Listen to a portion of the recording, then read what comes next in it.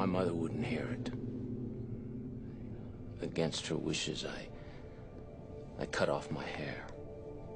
Started wearing big shirts, big boots.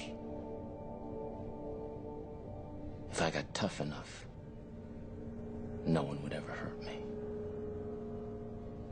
I went to the clinic. I became a man. Sexual reassignment. Not just a man, though.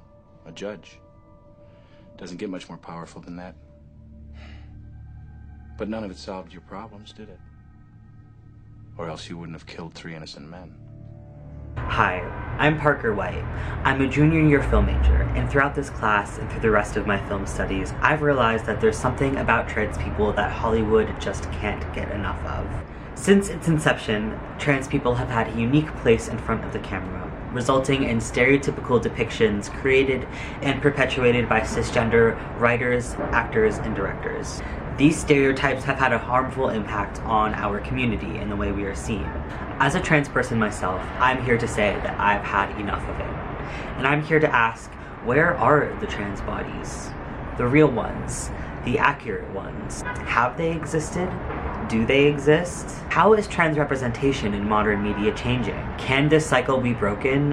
State your hormones. Laura Mulvey is a feminist writer who first coined the term voyeuristic scopophilia, or the love of looking, and used it to identify that old cinema, the cinema we know, is built around the white, straight, cis male gaze.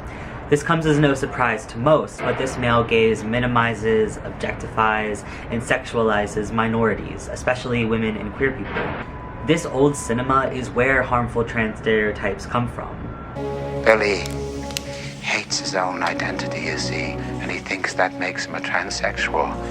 But his pathology is 1,000 times more savage and more terrifying. Gender nonconformity especially has been reduced to a punchline or a joke. Something that's funny when cis people do it, but is somehow disgusting or wrong when trans people do it.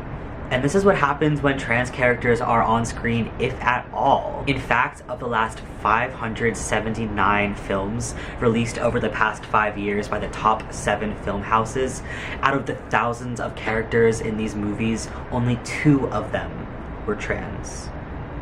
That's 0.003%. And when we are on screen, this 0.003% of the time, we are depicted as either villains or victims. And when trans people are so few and far between on screen, and we're depicted as either serial killers or murder victims, what else are people supposed to think about transgenderism? That it is dangerous, that it is harmful, that it is miserable. Look at Buffalo Bill in Silence of the Lambs, or Jared Leto's character Rayon in Dallas Buyers Club.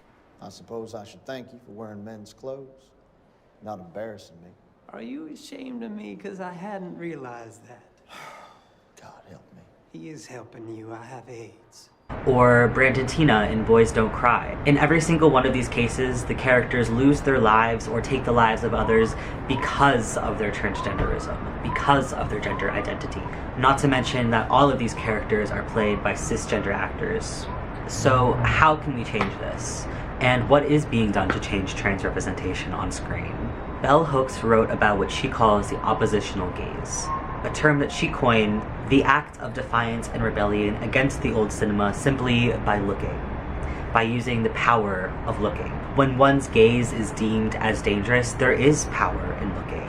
Black women created and used their oppositional defiance to fight against white objectification in cinema and to disrupt the scene in the traditional idea of women as the look and men as the bearer of the look. The existence of these spaces has allowed for the birth of a new cinephilia, one where trans actors and filmmakers are free to create and tell their stories as they are. True and unfiltered stories unbridled by the expectations of cis people and the stereotypes that have plagued us since cinema began.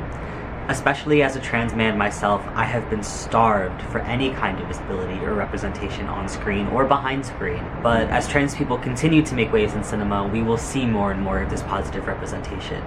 In fact, I think that we're already on the way. We as trans people are living in an age where our existence is politicized and criminalized, but the way we're fighting back is through art, through creation.